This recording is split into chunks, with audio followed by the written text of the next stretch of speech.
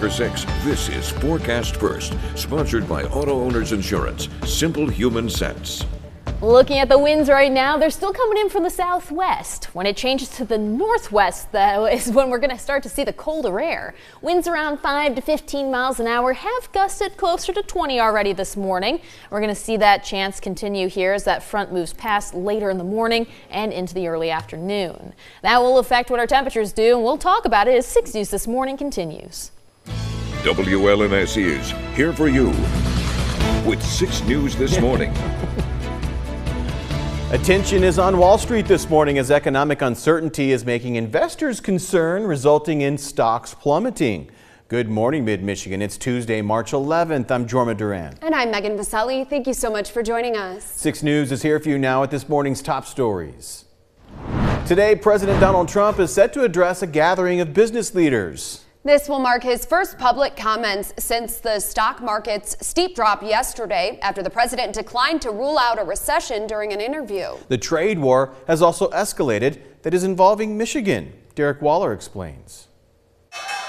All eyes on Wall Street this morning after stocks tumbled once again Monday. The White House downplaying those steep losses. I think that we're pretty close to having the uncertainty behind us, and as you know, when that happens, then the economy really lifts off. But some U.S. companies are moving forward cautiously. Goldman Sachs and Delta Airlines are the latest to downgrade their economic outlooks, citing weakening consumer demand and trade concerns. Yeah, I'm worried about the tariffs. The income is fixed. Meanwhile, China slapped new retaliatory tariffs on U.S. agricultural products like beef, poultry, and wheat.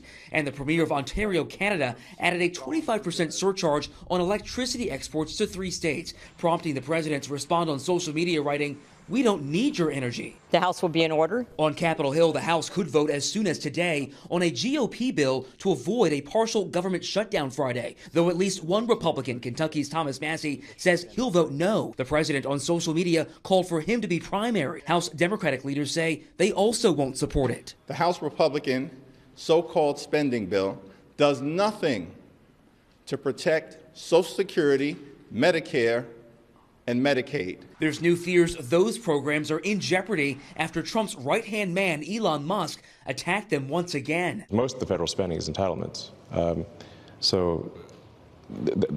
That's like the big one to eliminate. This despite President Trump's previous pledge not to cut them. I'm Derek Waller, CBS News. 4 people are now charged and are being blamed for the death of a 5-year-old boy from Oakland County due to a hyperbaric chamber explosion that happened earlier this year. The incident happened at the Oxford Medical Center in Troy on January 31st. Investigators say Thomas Cooper was inside the chamber when it exploded while his mother was in the room. The boy was killed. His mom suffered injuries to her arms. 3 people were charged with second-degree murder and a 4th was charged with involuntary manslaughter. Oxford Center founder and CEO Tamala Peterson is one of the 4 being charged. Police and fire officials did not indicate what may have led to the explosion, but say that hyperbaric chambers are filled with 100% oxygen. Therefore, they are extremely combustible. The Ionia County Sheriff's Office now has a warning about a group of thieves it says is tricking its way into people's homes using dish soap. Deputies got reports over the weekend about a group of college-aged men in a gray minivan visiting homes around Pewamo.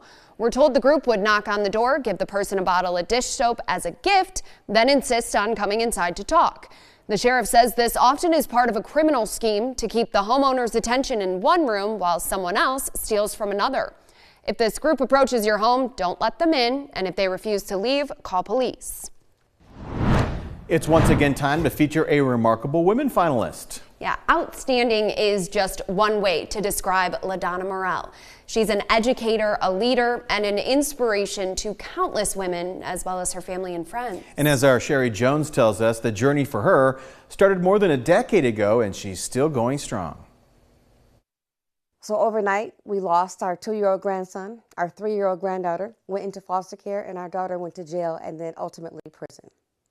So we were fighting for our family, fighting for our sanity. Went to sleep one night and I said, God, I just need something. I need help here. I need help. Out of that pain and prayer, Morel Ministries was born. That was 14 years ago. Today, Pastor LaDonna Morel is still the wind beneath its wings. a former corrections officer who turned tragedy into triumph and has now earned 2 PhDs. Her ministry includes Sadie's Place, a 90-day reentry program named after her daughter, Mercedes LaPortia Kemp. It was founded 5 years ago to help women like Mercedes transition from prison or jail back into the community and become productive citizens. I do love working for the Department of Corrections. I loved being an officer. I thought it was one of the best careers that I ever had. And I used the gifts that they taught me in there, and I used them out here.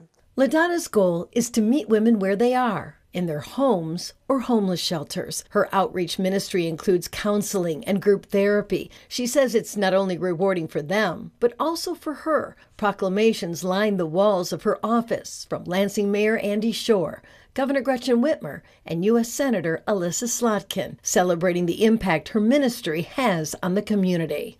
I love being a servant leader. I love getting to know people and talking to them. I love getting out and just building God's kingdom in the community. I love it.